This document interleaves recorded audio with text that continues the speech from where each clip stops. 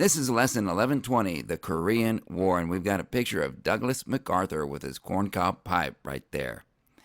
Background to the Korean War. Between 1910 and 1945, Japan occupied Korea. Korea used to have some of Asia's most prominent communist groups and activists. These organizations worked underground to reestablish Korea's independence during Japan's occupation of the Korean Peninsula. 1945, Allied occupation. In 1945, Korea was occupied by Soviet forces in the north and American forces in the south, similar to the way the Allied occupation of Europe went. And the line that was chosen to mark the separation between the two occupation forces was the same one that Japan and Russia had used in the early part of the 20th century, and it was called the 38th parallel, and it was connected to the grid lines on the planet. Kim Il-sung. This was Kim Jong-un's grandpa. As a 33-year-old Soviet Army captain, Kim Il-sung became known to be a heroic guerrilla commander. In early 1946, Soviet occupying forces chose him to head the provisional government for North Korea. 3 weeks after the Southern Republic of Korea was made, Kim Il-sung was named premier of the Democratic People's Republic of Korea, that's North Korea, on September 9, 1948. North Korea under Kim Il-sung. Kim didn't want the new North Korea to be a Soviet satellite state, and instead he embraced Korean nationalism, the focus of which was the Korean People's Army under Kim's rule. Over 2 million acres of land were redistributed in under a month. Women were guaranteed equality under the law. Political action cells were formed to educate the population.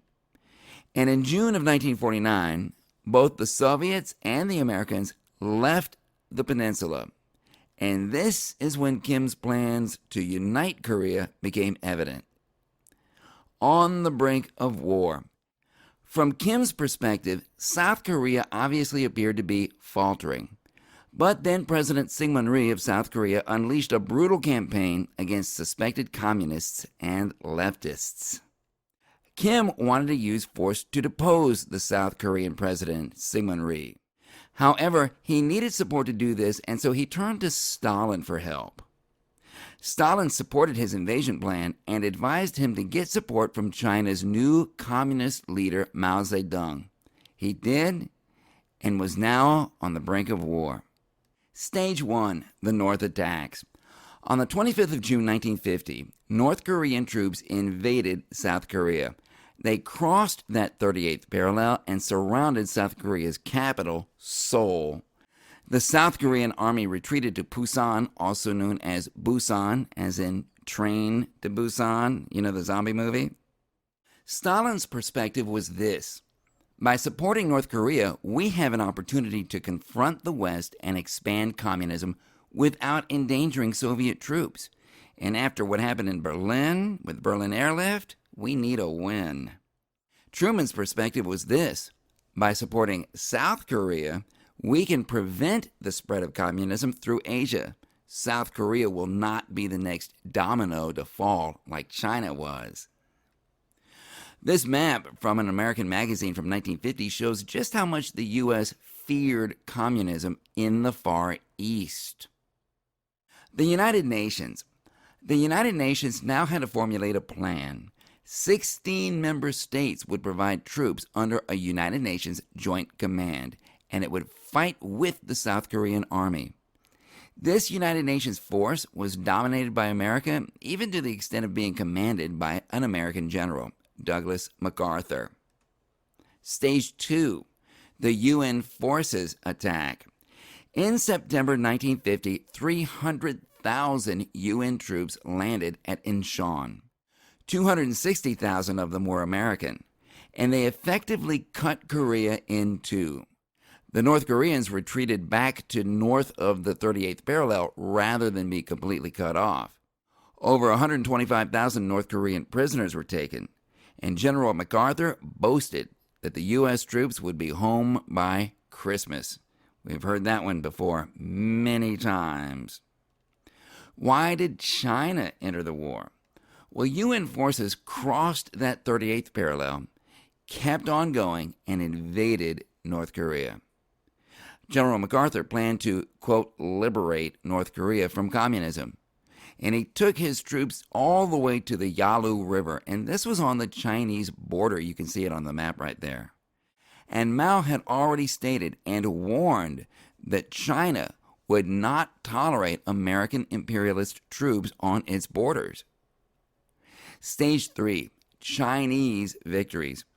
On the 25th of November, 200,000 Chinese soldiers attacked the UN troops. They had modern Soviet weapons and a fanatical hatred of America. And on the 31st of December, another 600,000 Chinese soldiers joined the conflict. They inflicted heavy casualties, and they drove UN troops back all the way to south of the 38th parallel. MacArthur's advice to President Truman in September 1950 was this. Number one, make the ultimate aim of war the defeat of Communist China. Number two, attack the Chinese mainland to cut off supplies to the communists in North Korea. And number three, get this, consider using atomic bombs against China. Stage 4, back to the beginning. The Americans landed more troops and pushed the North Koreans back across the border. President Truman abandoned any plans of invading North Korea. He ordered troops to stop advancing and considered making peace with China. MacArthur criticized this decision in public in a press conference, and Truman fired him. A slow, agonizing march to peace. By April 1951, the two sides had reached a stalemate. 200,000 Chinese soldiers died in an unsuccessful push southward during April and May of 1951. Peace talks began in July 1951, but no ceasefire was agreed to. Between the beginning of those peace talks and November 1952, a year and a half later, over 45,000 U.S. troops were killed or wounded. President Dwight D Eisenhower. General Eisenhower had been in command of the D-Day invasion back in World War II. He was credited with getting the war won. As a presidential candidate, he promised to bring an end to the Korean War. He won the election and took power in January 1953, and a formal ceasefire with North Korea and with China was signed in July of that year. 10 million people had died in the Korean War by that point, as many as soldiers had died in World War I. Armistice, not a peace treaty. There was an armistice signed by North Korea, China, and the UN, but not by South Korea. And this armistice was not a peace treaty, just a temporary cessation of hostilities. As a result, here's the situation as it stands today. Korea is still split up into North Korea, which is communist, and South Korea, which is democratic. The border between the two countries has remained one of the most heavily armed stretches of land on the planet Earth. North Korea hates our guts, and the North Koreans are working as hard as they can to develop nuclear weapons and long-range missiles.